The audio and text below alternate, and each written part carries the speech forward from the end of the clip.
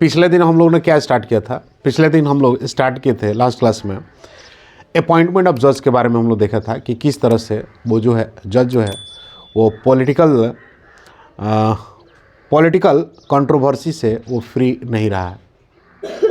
Opposition party जो है हमेशा एलिगेशन ये लगाती है कि जो गवर्नमेंट जो है अपने मन मुताबिक जजों की क्या कर रही है, नियुक्ति कर रहे हैं, इन सब चीज़ों या ट्रांसफ़र कर रहे हैं, इन सब को लेकर क्या है ये पॉलिटिक्स से कभी फ्री नहीं रहा है। उसमें हम लोगों ने देखा था कि एग्जीक्यूटिव जो है जजमेंट में किस तरह से रोल प्ले करता है। ठीक है, इसके बाद आज हम लोग देखेंगे कि इनका जो रिमूवल जो है वो किस तरह से होता है। इन अपॉइंटमेंट में भी देखेंगे आप लोग।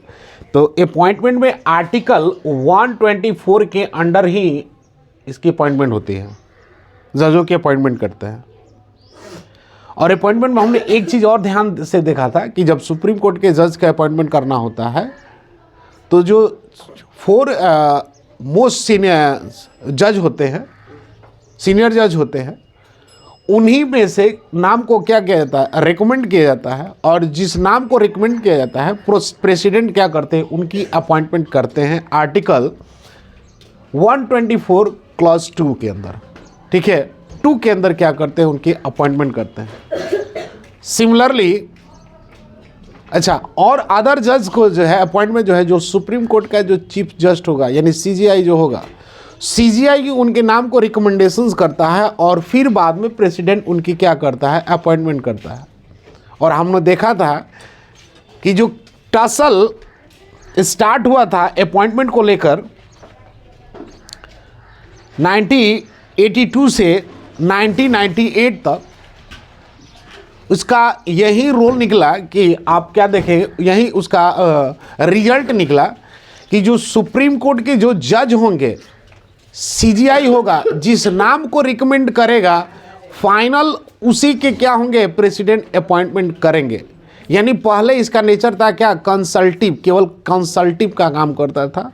बाद में क्वेश्चंस एराइज हो गया कि जब हम कंसल्टिव में ही है तो कहीं ना कहीं एग्जीक्यूटिव का पार्ट ही तो है प्रेसिडेंट, तो कंट्रोल किसका है इनके अपॉइंटमेंट में, एग्जीक्यूटिव का हो। तो बाद में इस कंट्रोवर्सी का रिजल्ट यही निकल गया कि अब जो सुप्रीम कोर्ट के जो जज होंगे, जिस नाम को रिकमेंड करेंगे उसी के क्या करना है, अपॉइंटमेंट किया गया। लेकिन हमने उसमें भी देखा था 2 लोग को जो है, 2 लोग में इसको वायलेशंस भी किया गया था। ये जो कन्वेंशन बनाया गया था, उस कन्वेंशन में आप 2 लोग का नाम देखते हैं। एक का नाम है AN. Roy.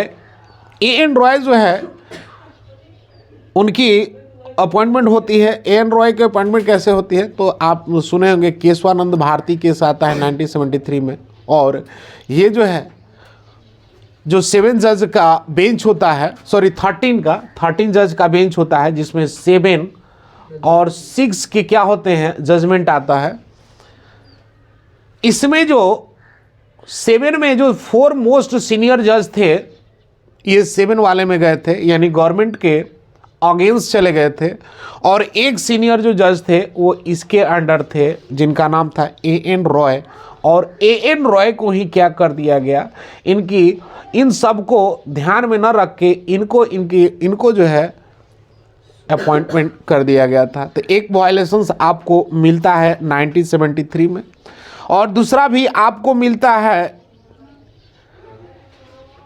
Jabalpur DSP case के अंदर आता है। उसमें भी जो है फेवर जो है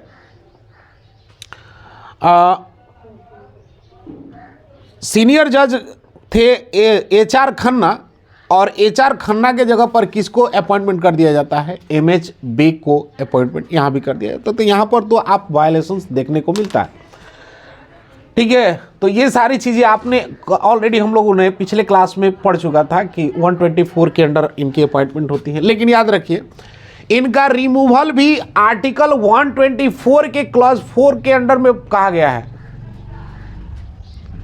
यानी उसी में रिमूवल की भी बातें कही गई है 124 के अंडर की,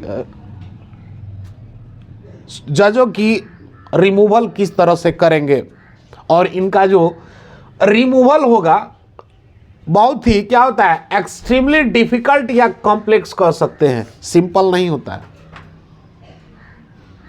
इनके लिए हाउस में आपको क्या करना होता है, हाउस में मोशंस लाए जाते हैं और फिर जब वो दोनों हाउस से पास हो जाते हैं इसके बाद इनको रिमूवल किया जाता है। और ऐसा क्यों किया गया है? ऐसा इसलिए किया गया है ताकि जुडिशरी जो है ये पार्लियामेंट से क्या हो, इंडिपेंडेंट वर्क करे, यानी लेजिस्लेटिव और एग्जीक्यूटिव के अंडर काम ना करे, ये इंडिपेंडेंट ऑर्गन्स के फॉर्म में आपके काम करते रहे। इसलिए इसके स्ट्रक्चर को इतना कॉम्प्लेक्स किया गया है। अदरवाइज क्या होता है कि एग्जीक्यूटिव तो रोल प्ले करता ही है इनके अपॉइंटमेंट में, तो एग्जीक्यूटिव क्या रहता है, इसको कंट्रोल करके रखता है। लेकिन इसके पावर को बैलेंस करने के लिए कि एग्जीक्यूटिव ज्यादा इसमें रोल प्ले ना करे, क्योंकि एग्जीक्यूटिव का पार्ट कौन होता है जी, जो हाउस में जो मेजोरिटी होती है वही क्या होती है, एग्जीक्यूटिव का काम करते हैं, यानी कैबिनेट मिनिस्टर उन्हीं के होते हैं ना जिसके पास मेजोरिटी होगी। और कैबिनेट मिनिस्टर एग्जीक्यूटिव वो जो एड एंड एडवाइस देगा, प्रेसिडेंट उसको मानता है। तो ये जो आप देख रहे हैं कि अगर एग्जीक्यूटिव कंट्रोल में रहेगा तो इस पावर को बैलेंस करने के लिए हम क्या करते हैं कि इसके रिमूवल के लिए हमने लेजिस्लेटिव को क्या कर दिया है, लेजिस्लेटिव को इंक्लूड करवा दिया। यानी आप देखेंगे कि जहां एक तरफ एग्जीक्यूटिव इनके अपॉइंटमेंट को लेकर बात करता है और रोल प्ले करता है, इंपॉर्टेंट रोल प्ले करता है, वहीं इसके रिमूवल में लेजिस्लेटिव इंपॉर्टेंट रोल प्ले करता है। तो ये हम देखेंगे कि ये जो रिमूवल ऑफ द जज होता है एक्सट्रीमली क्या होता है, कॉम्प्लेक्स कहो या डिफिकल्ट होता है। जज ऑफ द सुप्रीम कोर्ट या high court remove only on the ground of, अगर इनको प्रूव हो जाता है क्या कि ये मिसबिहेवियर किए हैं। मिसबिहेवियर का मतलब क्या हुआ कि ये जो पद पर बैठे हुए हैं, जिस चेयर पर बैठे हैं उस चेयर का ये गलत इस्तेमाल नहीं किए हों, अपने पर्सनल यूज के लिए ना किए हों। अगर पर्सनल यूज के लिए करेंगे, करप्शन करेंगे, तो उस बिहेवियर पर या इनकैपेसिटी, ये बीमार हो गए या अब किसी बीमारी की वजह से ये उसको अब डील नहीं कर पा रहे हैं चेयर को, तो ये क्या कर देंगे, उनको रिमूव कर दिया जाएगा। तो ये ग्राउंड रखा गया इनके रिमूवल के लिए, हाई कोर्ट और सुप्रीम कोर्ट के जज को। अब ये भी कैसे लाया जाएगा, ये भी जो लाया गया है ग्राउंड, ये कैसे लाएगा, तो motion containing the charge against the जज must be approved by the special majority in the both house. अब ये भी जो ग्राउंड तैयार हुआ है किसका, मिसबिहेवियर या इनकैपेसिटी,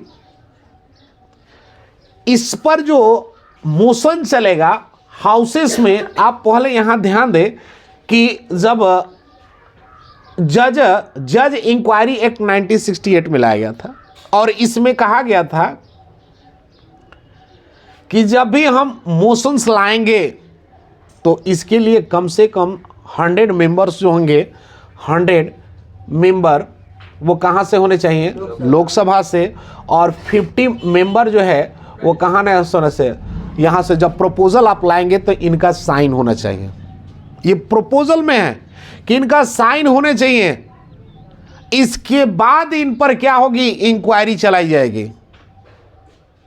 अगर ये गिल्टी फाउंड किए जाते हैं उस केस में इनको क्या कर दिया जाएगा, रिमूव करा जाएगा। ऐसा आपको एक एग्जाम्पल मिलता है, ऐसा एग्जाम्पल आपको एक मिलता है कि 1991 में पंजाब हरियाणा के high court, Punjab Haryana Chandigarh high court के चीफ जस्टिस थे भी रामास्वामी,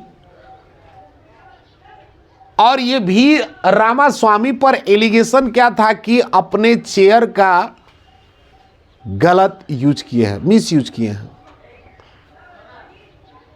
करप्शन किए हैं, और इस वजह से इन पर क्या किया गया, इनके रिमूवल के लिए जो है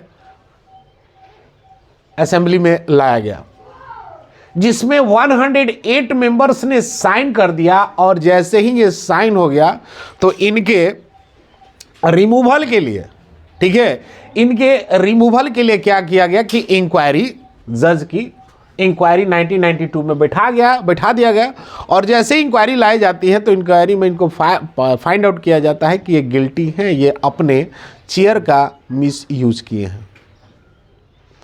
बट यहां पर क्या हुआ कि जो स्पेशल मेजॉरिटी चाहिए वो स्पेशल मेजॉरिटी यानी 2/3 जो मेजॉरिटी चाहिए, कितना 2/3 स्पेशल जो मेजॉरिटी होनी चाहिए वो मेजॉरिटी जो है इसमें नहीं हो पाया, यानी कांग्रेस पार्टी जो है इसमें वोट नहीं कर पाए और जिसके वजह से इन भी रामास्वामी का जो है रिमूवल जो है प्रोसेस खत्म हो गया।